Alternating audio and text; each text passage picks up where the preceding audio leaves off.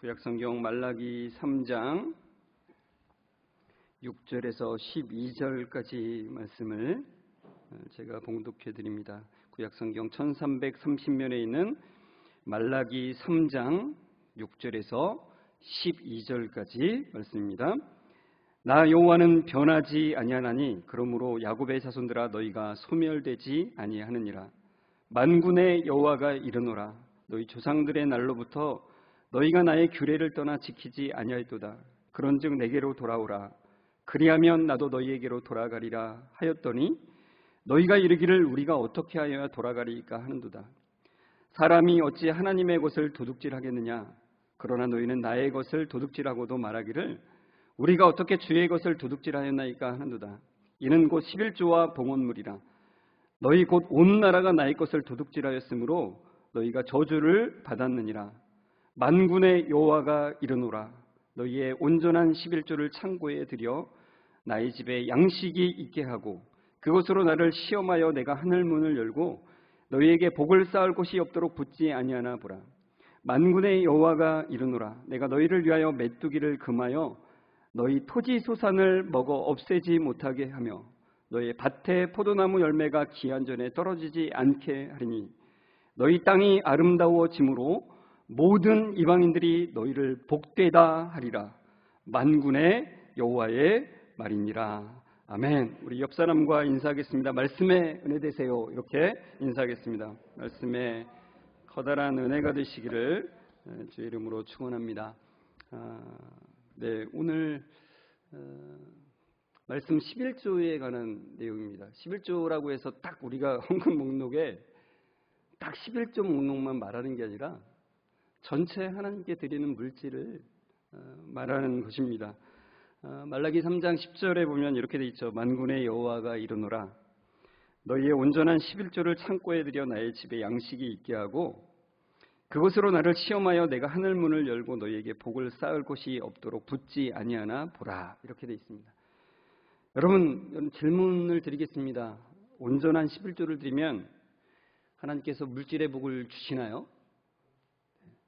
진짜로 다 대답을 듣고 싶어요. 한 사람 한 사람. 사실은 이 질문도 대답하기가 그렇게 쉽지가 않습니다. 순종하면 복을 받나요? 라는 질문과 비슷한 맥락이면서도 또 더 어려운 문제가 사실은 여기에 끼어 있습니다. 왜냐하면은 하나님의 그 은혜에는 특별한 은혜가 있는가 하면 일반적인 은혜라는 것이 있어요. 그러니까 하나님을 믿는 사람에게만 비를 내려주시는 게 아니라 모든 사람들에게 비를 내려주시거든요. 하나님을 믿는 사람들에게만 일을 하면은 그 대가를 받게 하시는 게 아니라 일반 사람들도 다 자기가 일한 대로 먹고 살게 다 하셨다는 겁니다. 해를 주시고 공기를 주시고 다 일반적으로 주시는 것들이 있다는 거예요. 그러니까 이게 대답하기가 정말 어려운 문제가 사실은 거기에 끼어 있다는 겁니다. 근데 분명히 이 말씀을 보면 어떤 분들은 되게 불편하실 거예요. 그래서 어떤 분은 저한테 뭐 그런 얘기도 하더라고요. 목사님이 헌금 설교하면은 그 교회 다니고 싶지 않대요. 막 그런 얘기도 저한테 막 하시더라고요. 근데 저도 절대로 오늘 이 얘기가 여러분에게 헌금을 내라 우리 성광교회에 헌금이 돈이 필요해서 제가 이것을 한다면 저는 목사를 그만둬야죠. 그만둬야 되는 겁니다. 그런 게 아니라 하나님이 왜 이 11조를 명하시고 그걸 통해서 무엇을 하기를 원하셨는가를 제가 전하기 위한 거죠. 근데 분명히 이 말씀만 보면은 온전한 11조를 드리면은 물질의 복을 부어주신다라고 나와 있는 것처럼 보이잖아요. 그렇다면 우리가 이렇게 또 질문할 수 있죠. 온전한 11조를 드렸는데 물질의 복을 받지 못한다면 이걸 어떻게 생각해야 되는가? 근데 그것에 대해서 그냥 일반적으로 보통 어떤 식의 해석들이 나오냐면 그렇다면 그것은 온전한 11조를 드리지 않았다거나 정성을 들이지 않은 11조이기 때문에 그렇다. 이렇게 생각하는 관점들이 있습니다. 그러니까 어떻게 보자면은 무당이 구슬할 때 정성이 부족하다랑 약간 비슷한 것일 수 있다는 거예요. 제가 아는 어떤 분이 그분이 저한테 직접 얘기를 했어요. 자신의 최대 목표가 뭐냐면은 제가 예전에 사역하던 교회에 있던 분인데 그 교회에서 11조를 가장 많이 하는 사람이 되는 게 자기의 목표랍니다. 왜냐하면 이 말라기 3장 이 말씀 때문에 자기는 그걸 목표로 뒀다는 거예요. 그래서 제가 말씀드렸죠. 그 말씀 아니거든요. 이렇게 말했는데 믿지를 않으시더라고요. 그러니까 어떤 교회는 이런 교회도 있습니다. 온전한 11조를 드렸는데 3년 동안 수입이 늘지 않으면 그 3년 동안 11조 낸 거를 다 반환하겠다라고 하는 그걸 선언을 한 교회가 실제로 있었어요. 여러분 이렇게 해도 괜찮은 걸까요? 이 말씀을 보면서 이게 도대체 왜 문제냐고 말하는 분들이 있어요. 분명히 말씀에 하나님이 시험해보라고 했는데 그게 뭐가 문제냐는 거죠. 그런데 이런 해석은 매우 위험한 해석이라는 겁니다. 이런 해석은 전형적인 기복주의나 번영신학의 해석이에요. 그러니까 복의 원인을 우리 자신에게 두는 것이라 이거죠. 저는 이제 이거를 인간 중심적 해석이라고 제가 말씀드리잖아요. 내가 보는 대로 내가 편한 대로 그걸 보는 거예요. 하나님이 어떤 의도를 가졌는지 전체 문맥을 보는 게 아니라 내가 보고 싶은 대로 보기 때문에 그렇게 보게 되죠. 얼핏 보면 사실 그 말씀이 그렇게 말하는 것처럼 보이기도 하죠. 그래서 11조로 하나님을 테스트하는 무지한 태도가 드러나게 된다는 것입니다. 그래서 우리는 한 절만 볼 게 아니라 이 전체 문맥을 보는 게 매우 중요해요. 그래서 이 3장 6절을 꼭 봐야 되는데 이 3장 6절에 뭐라고 말씀하죠? 나 여호와는 변하지 아니하나니. 같이 읽어볼까요? 시작. 나 여호와는 변하지 아니하나니 그러므로 야곱의 자손들아 너희가 소멸되지 아니하느니라. 이렇게 말씀합니다. 변하지 아니하는 하나님은 무엇을 말하냐면 언약의 하나님을 말씀하는 거예요. 하나님은 변하지 않으세요. 그건 언약을 통해서 우리가 잘하고 못하느냐에 따라서 이랬다 저랬다 하는 하나님이 아니라는 거예요. 하나님이 아브라함에게 주신 그 언약은 뭐냐면 아브라함아 네가 하는 게 아니라 내가 하는 거야. 이것을 말씀하시는 거라는 거죠. 그러니까 언약에 신실하시는 불변하는 하나님이시기 때문에 이스라엘 백성들은 언약에 불충성했음에도 불구하고 그들은 소멸되지 않았다라고 말씀하시는 거예요. 그러나 이 야곱의 자손들은 하나님의 임재의 복은 기대할 수 없는 상태가 됐다는 거예요. 임재의 복. 그러니까 7절에 말씀하듯이 하나님께서 그들을 언약으로 돌아오라고 하시는 말씀은 뭐냐면 그들이 언약을 불충성해서 하나님의 복을 누리는 것은 하지 못하는 것에서 돌아오라고 말씀하신다는 거예요. 그러는 관점에서 이 언약의 조항인 11조를 대표적으로 말씀하고 계시다는 것입니다. 그래서 11조를 통해서 11조뿐만 아니라 모든 게 사실은 여기에 연결이 되는 거죠. 하나님을 온전한 하나님으로 섬기고 하나님이 나의 어떤 분이신지를 온전히 고백함을 통해서 그 임재의 복을 누리라라고 말씀하고 계시다는 거예요. 그러니까 이렇게 이 말씀은 철저하게 언약의 관점에서 해석이 돼야만이 오해하지 않게 됩니다. 그렇지 않으면 인간 중심적인 해석으로 치달아서 자기가 보고 싶은 대로 보게 된다 이거죠. 10절에 나오는 이 나를 시험하라. 그것으로 나를 시험하라고 말씀하시는데 이것이 무엇을 시험하라고 말씀하시는 것인지를 분명하게 이해를 해야 돼요. 그러니까 여기서 시험의 본질이라는 것은 온전한 11조가 축복의 비결이 되나 안 되나 이제 그거를 시험해 보라는 게 아니라 언약의 하나님이 얼마나 신실한지를 입증하라는 의미예요. 입증하라.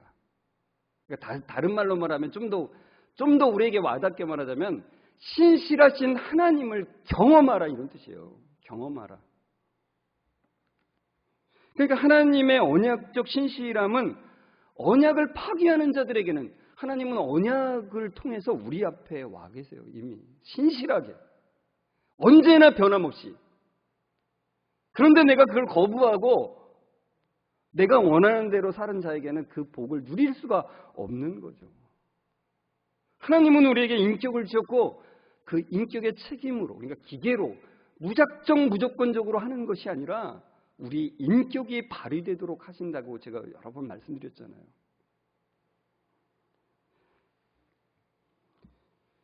그러나 그 언약을 지키며 하나님을 인정하는 자들에게는 그것이 그 복이 누려지게 되는 것을 말씀하고 있는 거죠. 그러니까 11조를 드리지 않으므로, 그러니까 단순히 물질을 드린다는 게 아니라 그 물질을 드림으로 온전한 고백을 함을 통해서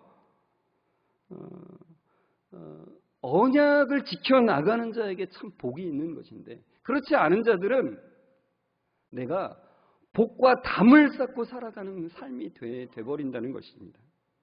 그러니까 이 말라기 말씀은 뭘 말씀하냐면 지금 당장 온전한 11조로 하나님을 고백함으로 하나님의 선하심과 인자하심을 경험하라는 거예요. 그러니까 복을 누림의 그 안으로 당장 들어와라. 이 하나님의 간절한 외침이 사실 여기에 들어있는 거예요. 그러니까 유대 백성이 다시 11조와 봉헌물을 온전하게 하나님께 고백함으로 드림으로 그들이 복을 누린다면 그것은 그들이 드리는 11조나 봉헌물 때문이 아니라 무엇 때문에요? 하나님의 신실하심 때문에, 언약의 하나님의 그 선하심 때문에 그렇게 된 것이라는 것을 강조하고 있는 것입니다. 그러니까 언약으로 늘 신실하게 우리 앞에 계신 하나님께 우리가 반응하기만 하면 하나님은 그 복을 누리게 하신다는 거예요. 반응하기만 하면. 그러니까 내가 드렸으니까 내가 받지라고 하는 말, 이걸 절대 할 수가 없어요. 이미 복은 우리 앞에 와 있어요. 우리가 반응하기만 하면 돼요. 반응하고서는 나 때문에 내가 복을 받은 것입니다, 이렇게 말할 수 있겠어요? 절대 그럴 수가 없는 겁니다.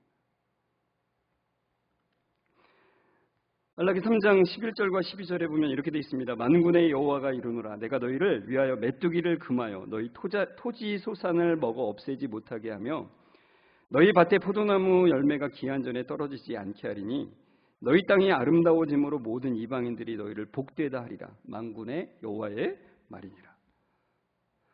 만군의 여호와는 하늘문을 여시는 분이에요. 하늘문을 여셔서 비를 내리시고 참된 복을 주시는 분이시고 메뚜기 떼를 주관하셔서 모든 밭의 소산을 지켜주시는 분이시라는 거예요. 이 당시 상황이, 말라기의 상황이 그 페르시아의 지배를 받는, 바사 제국의 그 지배를 받고 있었던 때예요. 그러니 이스라엘 유다 백성들로서는 바사의 신이 우리 하나님보다 센가? 이런 생각들이 불현듯 들게 되는 거죠. 그렇지만 하나님께서는 말씀하시는 거예요. 야, 바사의 신들이 나보다 센 게 아니라 나 여호와는 온 세상을 창조하고 만들고 주관하는 그런 하나님이시다라고 분명하게, 우주를 통치하시는 하나님이심을 분명하게 선포하시는 거예요. 여러분, 언약의 하나님은 신실하세요. 언약의 하나님은 아브라함에게 말씀하셨어요. 뭐라고요? 너는 복이 될지라. 너를 통해서 세상의 많은 사람들이 복을 얻게 될 거야, 이렇게 말씀하셨죠. 그러니까 지금 이 말라기의 말씀은 사실은 아브라함에게 주셨던 그 언약이 이어지고 있다는 걸 말해요. 그러니까 그 언약을 생각하며 하나님께 고백하며 나아가는 자들은 아브라함에게 주신 그 약속이 그들에게 그대로 실현된다는 거예요. 여러분, 놀라운 거죠. 사실은 아브라함에게 주신 복은 그거는 아브라함만 누리나 보다, 이렇게 생각할 수 있잖아요. 그러나 우리가 그 복을 누리는 거예요. 우리가 복이 되고 우리를 통해서 세상 사람들에게 복이 전해지는 놀라운 역사들이 일어나는 거죠. 하나님께서 이스라엘 백성들에게 그 11조를 드림을 통해서 온전한 고백으로 그것을 누리는 가운데로 들어오라고 간절하게 말씀하신다는 거죠. 이제 그렇다면 이제 우리가 여기서 이제 생각해야 될 게 뭐냐면은 구약의 백성들에게 요구되었던 11조가 신약의 그리스도인들에게도 동일한가 이런 그 질문을 할 수 있습니다. 저도 이제 유튜브에 좀 몇 가지 좀 찾아봤어요. 그랬더니 뭐 별의별 내용들이 다 있어요. 11조는 구약의 율법이기 때문에 신약에서는 지킬 필요가 없다는 얘기가 엄청 많이 나옵니다. 뭐 그런 얘기도 하고, 뭐 특히 이제 그게 뭐와 맞물리냐면 이제 교회의 그 물질적 타락의 문제와 많이 맞물려 있죠. 그래서 여러 교회들의 어떤 그 교회의 타락의 모습들이 이제 뉴스에 많이 그 언급이 되면서 교회가 부자여서 그렇다. 그러니까 11조는 우리가 절제해야 된다. 뭐 이런 식의 얘기까지도 있다는 겁니다. 그리고 어떤 분들은 여전히 11조는 우리가 그 신약의 그리스도인들도 동일하게 지켜야 되는 하나님의 명령이라고 주장을 하죠. 그래서 우리는 우선 예수님의 말씀을 봐야 됩니다. 예수님이 마태복음 23장 23절에 이렇게 말씀합니다. 같이 읽어볼까요? 시작. 화 있을진저 외식하는 서기관들과 바리새인들이여 너희가 박하와 회당과 근처에 11조는 드리되 율법에서 중한 바 정의와 긍휼과 믿음은 버렸도다. 그러나 이것도 행하고 저것도 버리지 말아야 할지니라. 여기에 이제 그 외식하는 서기관들과 바리새인들 얘기를 하죠. 이들이 11조를 하는데 어디까지 11조를 하냐면은 굉장히 작은 양념에 속하는 채소들조차도 11조를 따로 떼어서 드리는 거예요. 굉장히 철저한 거죠. 그러나 예수님께서 그들에게 뭐라고 말씀하시냐면 율법의 참된 의도인 정의와 긍휼과 믿음은 버렸다는 거죠. 그러니까 이걸 쉽게 얘기하자면 이런 거예요. 율법의 가장 근간이 되는 그 가장 중요한 것이 무엇입니까? 제가 여러 번 말씀드렸잖아요.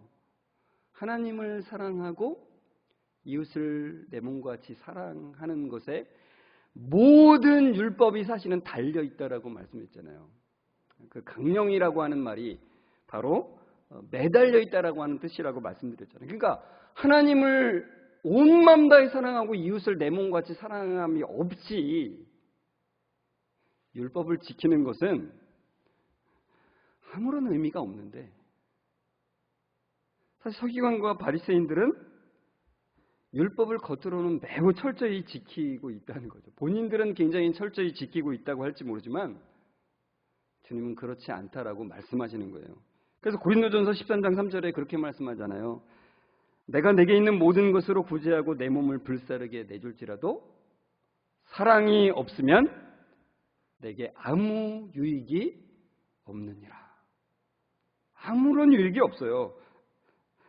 그러니까 11조를 철저히 내가 재정적으로 물질적으로는 분명하게 구분해서 한다고 할지라도 하나님이 그것을 왜 하라고 하셨는지에 대한 의도도 모르고 참된 고백도 모르고 나는 지킨다라는 생각으로 이것을 하고 있다면 아무 유익이 없어요.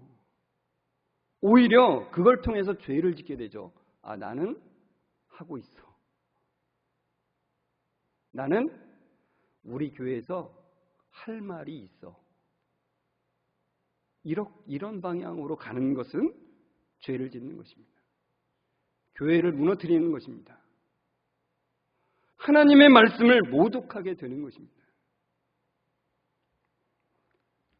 이 말씀에서 예수님이 말씀하신 이것도 행하고 저것도 버리지 말아야 할지라는 말씀이 신약에서도 신약의 그리스도인들도 11조를 해야 한다고 주장하시는 분들이 근거로 내는 그런 근거 구절입니다.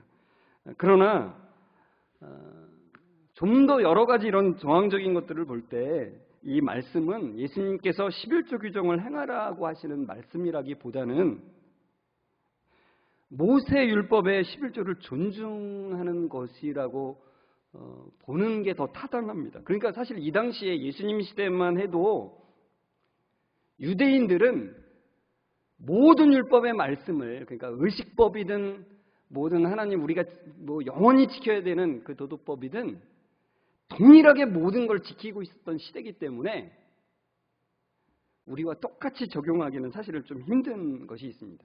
그렇기 때문에 우리가 사실 분명하게 봐야 되는 건 그거예요. 구약의 율법을 통해서 그 율법의 원리는 뭐가 담겨 있다 그랬죠? 하나님이 기뻐하시는 뜻이 담겨 있죠. 그 의식법 같은 것들은 우리가 지금 뭐 제사를 그대로 지낸다거나 절기를 그대로 지키지는 않지만 그 제사법, 지금 우리가 오후 예배 때 레위기를 나오고 있잖아요.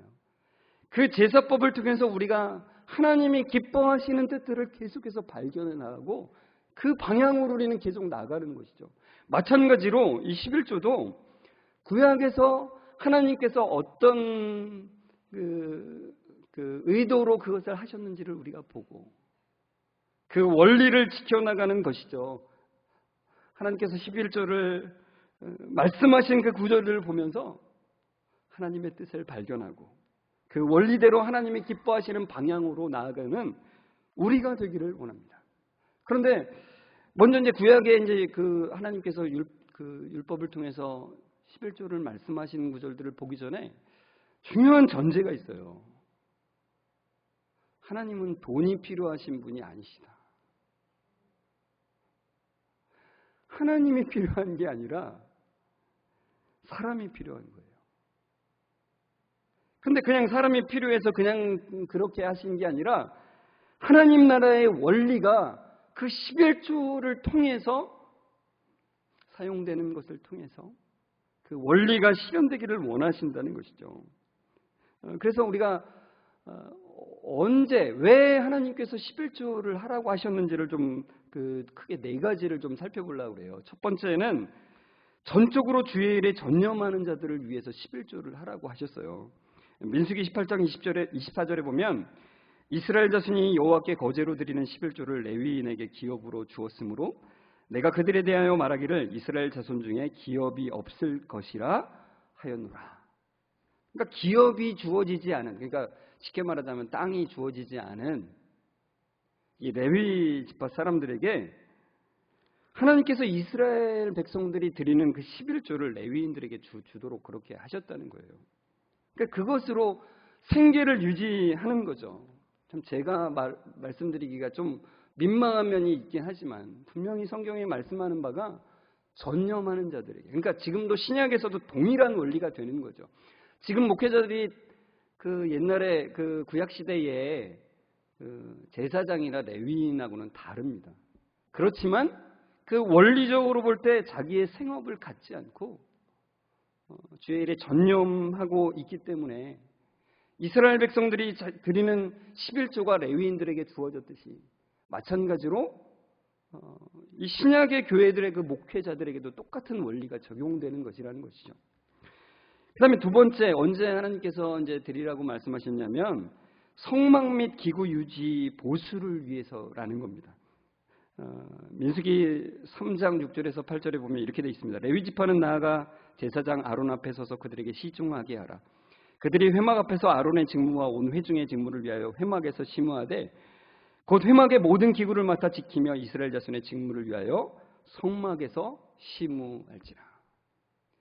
그러니까 이스라엘 백성들이 드린 그 11조가 레위인들의 생계에만 사용된 것이 아니라 또 그것이 같이 사용된 게 있는 거죠. 회막의 모든 기구를 맡아 지키는 데 사용된 겁니다. 그러니까 단순한 수치로 계산해 보면은 그 레위 지파를 제외하면은 요셉 지파가 두 지파가 됐기 때문에 12지파가 11조를 하면 레위 지파는 10분의 12를 받게 돼요. 근데 다른 지파들은 몇 분의 몇을 받아요? 10분의 9가 남잖아요. 10분의 1을 드렸으니까. 그럼 단순한 수치로 보면은 레위 지파가 훨씬 더 많이 받네. 이렇게 생각이 들 수 있잖아요. 그죠? 이런 거 생각 안 해봤는데 제가 얘기해서 이런 것까지 생각하게 되시죠? 그렇게 구약의 백성들이 그런 생각을 할 수 있잖아요. 근데 그렇지 않다는 거예요. 레위인들이 어떻게 해요? 그 성막을 유지하고 돌보는 일에 그것을 써야 했기 때문에 이런 여분이 필요했다는 것입니다. 그러니까 여러분 그 원리를 통해서 우리도 그렇죠. 지금 우리가 함께 모여서 예배하는 이 공간을 유지하고 보수하는 일에 우리가 하나님께 드리는 그것이 사용되는 것이 당연히 구약의 원리와 동일하게 이것은 연장선상에 있는 것이 아니겠습니까? 그리고 세 번째, 하나님께서 또 드리라고 하시는 또 이유가 있어요. 함께 하나님을 기뻐하고 함께 교제하기 위해서 드리라고 하세요. 신명기 14장 22절에서 23절을 보면 이렇게 되어 있습니다. 너는 마땅히 매년 토지 소산의 11조를 드릴 것이며 내 하나님 여호와 곧 여호와께서 그의 이름을 두시려고 택하신 곳에서 내 곡식과 포도주와 기름의 11조를 먹으며 또 내 소와 양의 처음 난 것을 먹고 내 하나님 여호와 경외하기를 항상 배울 것이니라. 이렇게 말씀해요. 그러니까 토지 소산의 11조를 드리는데 이제 길어서 제가 적어놓지는 않았지만 그 23절의 뒤에 절을 보면 26절에 이렇게 되어 있습니다. 거기 내 하나님 여호와 앞에서 너와 내 권속이 함께 먹고 즐거워할 것이며 이렇게 되어 있어요. 권속이란 말은 가족이란 뜻이에요. 가족들이 함께 하나님 앞에서 먹고 하나님을 기뻐하며 즐거워하며 하나님을 경외하는 법을 배우라고 말씀하신 거예요. 그 11조를 통해서 그 일을 이루는 거죠. 그러니까 참 이런 원리로 보자면 우리도 동일하잖아요. 같이 성도들이 같이 먹고 같이 교제하고 같이 성경을 배우는데 또 수련회를 하는데 그 재정들을 사용하잖아요. 우리가 드린 것을 통해서. 그래서 그 모든 것을 통해서 뭘 해요? 하나님 경외하기를 배워요. 그냥 우리가 먹고 즐기면서 그냥 뭐 먹고 죽자 뭐 이런 거 하는 거 아니잖아요. 같이 우리가 즐거워하면서 하는 것의 포인트는 뭐예요? 하나님 경외하기를 배우는 거예요. 하나님이 이것을 위해서 11조를 하라고 말씀하셨습니다. 네 번째는 어려운 이들을 돕기 위해서 하라고 하셨습니다. 그 뒤에 신명기 14장 28절과 29절을 보면 매 3년 끝에 그의 소산의 10분의 1을 다 내어 내 성읍에 저축하여 너희 중에 분깃이나 기업이 없는 레위인과 내 성중에 거류하는 객과 및 고아와 가부들이 와서 먹고 배부르게 하라. 그리하면 내 하나님 여호와께서 내 손으로 하는 범사에 내게 복을 주시리라. 근데 이 사실 함께 기뻐하고 교제하기 위한 11조나 이런 어려운 이들을 돕는 이 11조는 추가적인 11조예요. 추가. 그러니까 사실 구약의 백성들은 우리가 생각하는 딱 이제 하나님의 명령하신 것은 딱 10분의 1만이 아니라 이렇게 추가되는 것들이 있었다는 거예요. 추가적으로 드림을 통해서 레위인과 객감이 고아와 갑옷이 와서 먹고 배부르게 돌보라고 그렇게 말씀하셨다는 것입니다. 그러니까 이 어려운 이웃들을 돌보라고 하시는 거예요. 그러니까 마찬가지로 우리 교회도 마찬가지죠. 신약의 성도들도 마찬가지입니다. 같이 물질을 모아서 나 혼자 할 수도 물론 있어요. 그렇지만 이걸 하나님께 드리는 것을 통해서 어떻게 해요? 같이 내가 할 수 없는 것을 같이 크게 도울 수 있는, 개인으로는 한계가 있지만 교회 전체가 함께 도움을 통해서 하나님의 복음을 전하고 또 선교사를 파송하고 또 어려운 사람들을 돕는 일들을 하게 된다는 것입니다. 그러니까 이와 같이 크게 네 가지의 경우로 우리를 봤어요. 그러니까 우리가 드려지는 헌금이, 우리가 드리는 물질이 어떻게 사용되기를 하나님께서 원하시는 그 의도가 이 네 가지를 통해서 볼 수 있다는 거예요. 그러니까 구약의 11조를 통해서 우리가 신약에서도 어떻게 할지 그 11조의 원리를 배울 수 있다는 것입니다. 그런데 여기서 무엇보다도 중요한 것이 있다는 거예요. 레위기 27장 30절을 좀 같이 읽을까요? 시작. 그리고 그 땅의 10분의 1, 곧 그 땅의 곡식이나 나무의 열매는 그 10분의 1은 여호와의 것이니 여호와의 성물이라. 여러분, 주의 안식의 날이 7일 중에 하루를 하나님의 것이라고 말씀하셨다고 해서 그 하루만 하나님의 것일까요? 그렇지 않습니다. 모든 날이 하나님의 것인데 그 한 날을 온전히 하나님께 드림으로 모든 날이 하나님의 것임을 고백하는 것이죠. 마찬가지로 그 10분의 1을 하나님께 드림으로 모든 것이 하나님의 것임을 고백하라고 우리가 말씀하시는 것입니다. 요한복음 1장 3절에 분명히 말씀하죠. 만물이 그로 말미암아 지은 바 되었으니 지은 것이 하나도 그가 없이는 된 것이 없느니라고 말씀하고 있어요. 이 세상의 모든 것은 하나님이 만드시고 다스리시는 것입니다. 그러니까 구약의 백성들이 하나님께서 허락하신 땅에 살면서 하나님께 토지 소산의 11조를 드렸듯이 우리 역시 모든 면에서 하나님께서 주신 것을 사용하고 소유하고 있는 청지기임에 불과하다는 것이에요. 그러니까 모든 것은 하나님께로부터 왔고 모든 것은 하나님께 속해 있습니다. 우리는 소유자가 아니라 사용자이고 청지기이라는 거예요. 하나님은 언젠가 그것에 대해서 물으실 거예요. 왜요? 하나님 것이니까. 그러니까 여러분의 집이나 밭이 자신의 이름으로 명의로 되어 있다고 해서 내 것이라고 생각한다면 큰 낭패를 보게 될 것이라는 겁니다. 그러니까 말라기 3장 8절과 9절에 하나님께서 유대인들에게 너희가 도둑질을 했다라고 그래요. 그 도둑질이 뭐냐면 하나님의 것을, 모든 것이 하나님의 것이잖아요. 근데 내 것이라고 생각하고 내가 일해서 버는 것이라고 생각하는 것이 도둑질이라는 거예요. 이게 도둑질이고 탐욕이라는 것입니다. 그러니까 아무리 잘 먹고 잘 살아도 이것은 지옥을 살아가는 것이랑 마찬가지라는 것입니다. 여러분 11절을 통해서 이것을 고백하는 것이 우리를 탐욕에서 보호해 주는 거예요. 하나님은 사실 그 장치로 우리에게 11조를 지금도 허락하시는 것입니다. 제가 작사를 한 가사인데 사실 이 가사 고백하며 드립니다라고 하는 이 가사는 헌금송으로 그 작사 의뢰를 받았어요. 근데 제가 저 가사를 압축하면서 헌금이나 물질이라고 하는 말은 빼고 마음이라고 하는 단어를 저기에 넣었어요.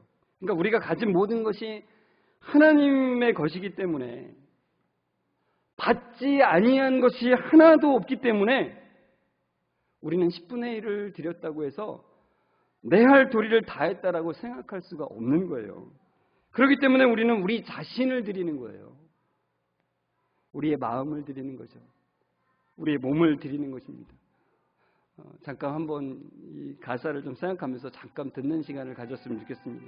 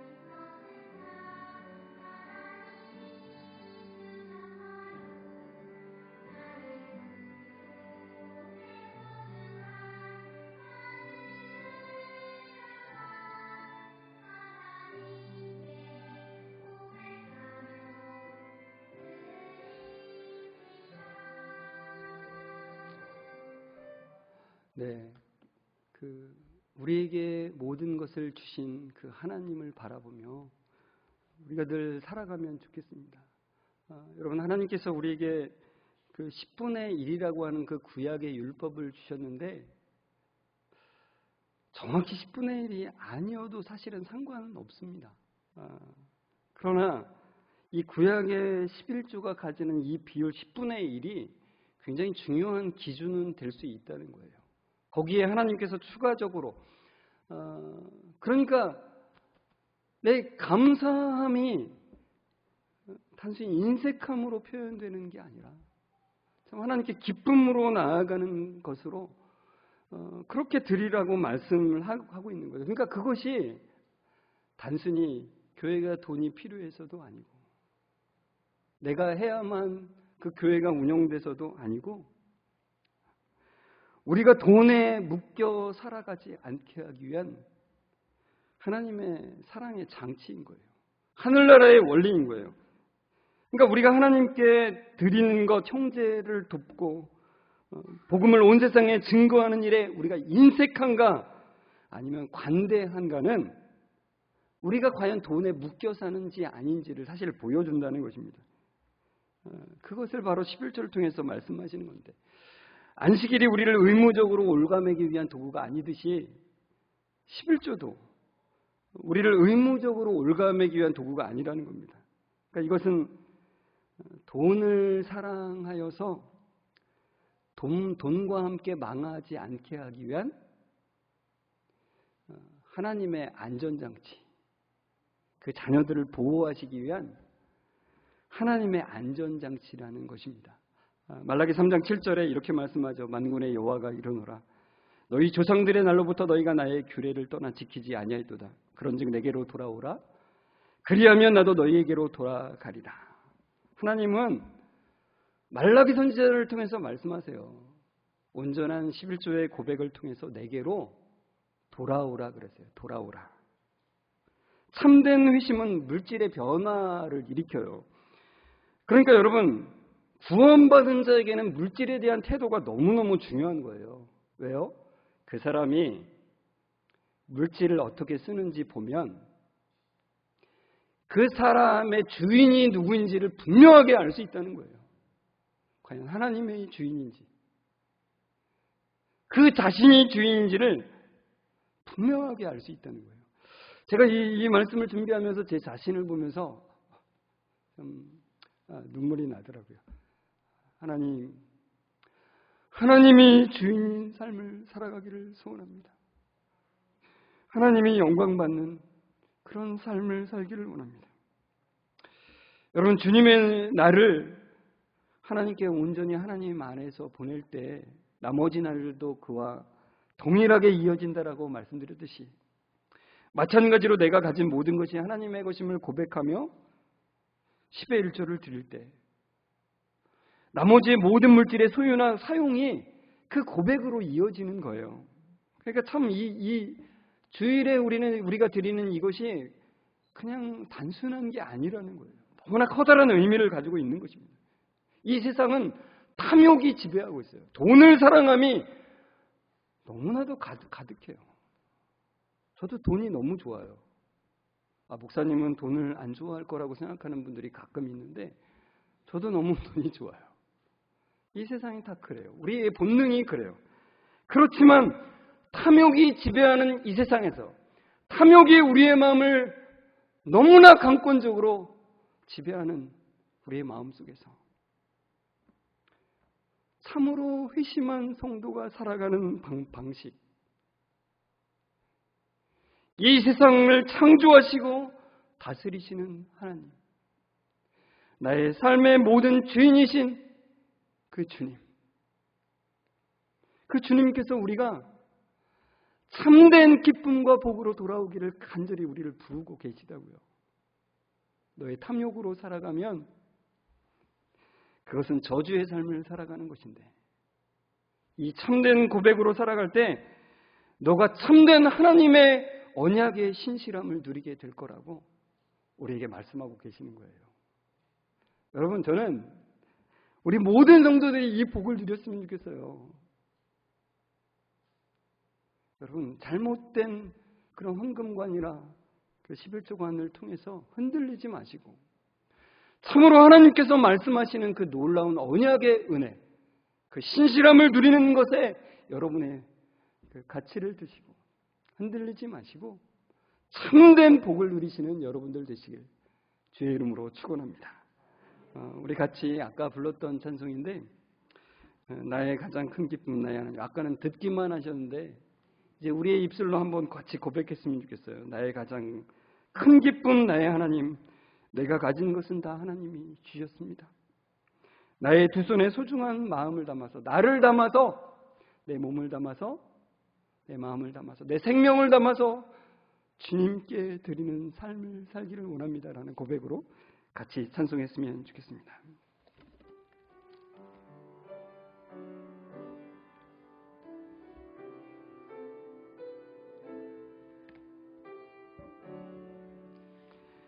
나의 가장 큰 기쁨 나의 하나님. 내가 가진 것은 다 하나님이 주셨어요. 나의 두 손에 소중한 마음을 담아 하나님께 고백하며 드립니다. 다시 한번 나의 가장 큰 기쁨 나의 하나님. 나의 가장 큰 기쁨 나의 하나님. 내가 가진 것은 다 하나님이 주셨어요. 나의 두 손에 소중한 마음을 담아 하나님께 고백하며 드립니다.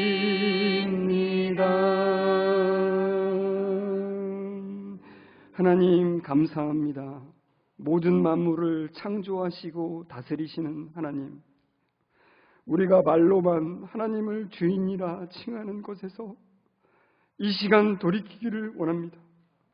우리가 소유한 것들을 내 노력으로 얻은 양 내가 마땅히 받을 자격이 있는 것처럼 생각하던 것에서 이 시간 돌이키기를 원합니다. 우리가 물질을 사용할 때 내 것을 사용하듯이 사는 것에서 온전히 이 시간 돌이키기를 원합니다. 우리가 가진 모든 것이 하나님이 주신 것임을 온전히 고백하며 드림으로 언약의 하나님 그 신실하심을 경험하는 복을 누리기를 소원합니다. 하나님 이 시간 은혜를 베풀어 주셔서 그 참된 복과 그 기쁨을 누리는 자들이 될 수 있도록 은혜를 베풀어 주옵소서. 이 자리에 참여한 모든 성도들이 그 놀라운 은혜 가운데 하나님의 능력을 누리며 살아가는 귀한 하나님의 사람들 되기를 간절히 소원하오니 하나님 역사해 주옵소서. 주님께 모든 영광 올려드리며 예수 그리스도의 이름으로 기도드리옵나이다. 아멘. 우리 주 예수 그리스도의 은혜와 하나님의 사랑하심과 성령님의 교통하심이 내가 가진 모든 것이 하나님의 것임을 온전히 고백하며 하나님의 언약의 신실함을 누리기를 소망하며 나아가는 우리 모든 성도들과 그 가정 위에 지금부터 영원까지 함께 있을지어다. 아멘.